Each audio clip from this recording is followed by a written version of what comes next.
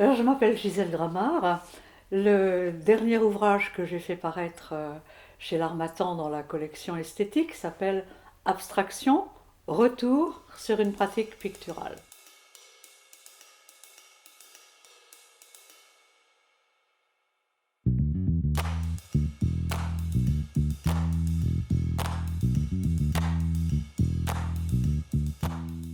Je suis artiste plasticienne, professeure émérite des universités. J'exerce donc deux aspects en un, si l'on peut dire, à la fois de la recherche plastique et picturale d'un point de vue pratique, qui est ma pratique personnelle, et une recherche en écriture qui se traduit par l'écriture d'un certain nombre d'ouvrages et d'articles.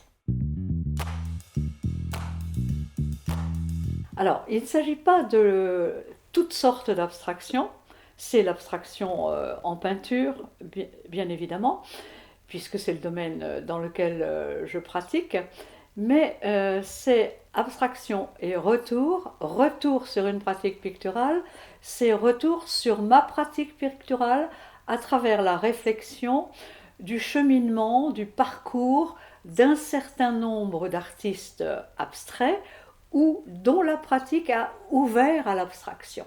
C'est ce sens-là, ce retour qu'on effectue régulièrement finalement quand on fait un peu le point sur le parcours qu'on a eu et qui est suscité, ce retour, par une certaine actualité. C'est-à-dire, c'est une manière d'envisager le temps, non pas d'un point de vue chronologique et linéaire, mais de faire un retour pour prendre en considération des choses qu'on n'avait pas vues jusqu'à présent ou qui apportent des éléments nouveaux. C'est ce dont j'ai parlé dans cet ouvrage. Alors justement, il y a une continuité dans le mode de réalisation, dans le mode de construction et dans la nature de l'écrit. C'est-à-dire que ce sont toujours des chapitres relativement brefs, un petit peu traités comme une explication de concept ou de définition, et ça s'appuie toujours sur des références artistiques précises, assez détaillées, mais pas forcément en grand nombre. Donc ça, on pourrait dire que c'est la méthode, une construction en chapitres courts. Là où il se distingue un peu, c'est que j'ai abordé plus directement dans plusieurs chapitres des choses que j'abordais pas forcément les fois précédentes. Parce que je mets en perspective notamment des, des points de contact entre ma pratique personnelle et des influences, des inspirations qui viennent du domaine politique aussi. Même si, compte tenu qu'il s'agit d'abstraction, ça n'est pas quelque chose qui serait illustratif de concepts politiques. Mais c'est un cheminement qui rencontre le marxisme, qui rencontre différents courants des avant-gardes révolutionnaires, pourrait-on dire, et qui ont constitué aussi mes appartenances artistiques. Et ça, je ne l'abordais pas tellement dans mes autres ouvrages. C'est peut-être que le temps ayant passé, et puis aussi que, comme je le disais précédemment, un retour, une espèce de circularité dans le temps fait que des actualités, notamment entre 2017-2018, avec les célébrations de centenaire autour des révolutions russes et ensuite révolution allemande, m'ont interrogé pour me resituer dans une espèce d'actualité moi-même en me disant mais je n'ai peut-être pas encore, et tant mieux, tout dit sur ma manière d'envisager ces questions-là.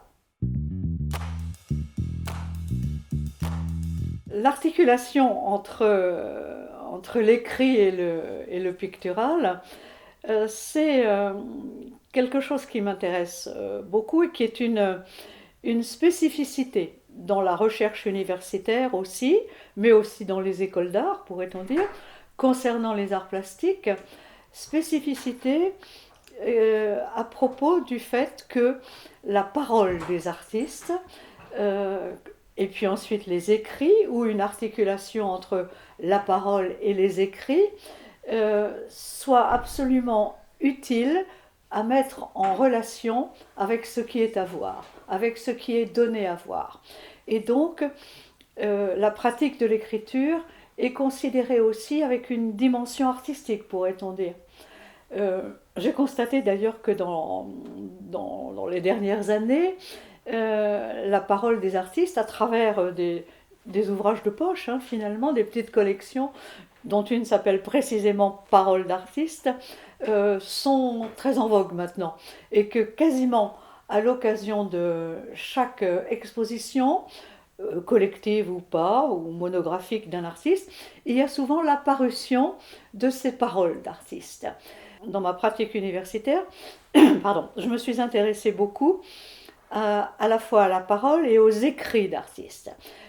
Les écrits à lire, mais les écrits à écouter et les écrits à dire aussi. Et donc, d'une certaine manière, les enregistrements que vous faites là, avec la parole des auteurs, puisque ça s'appelle parole d'auteur, me concernent complètement parce que je pense que la transmission par l'écrit, par la parole, sont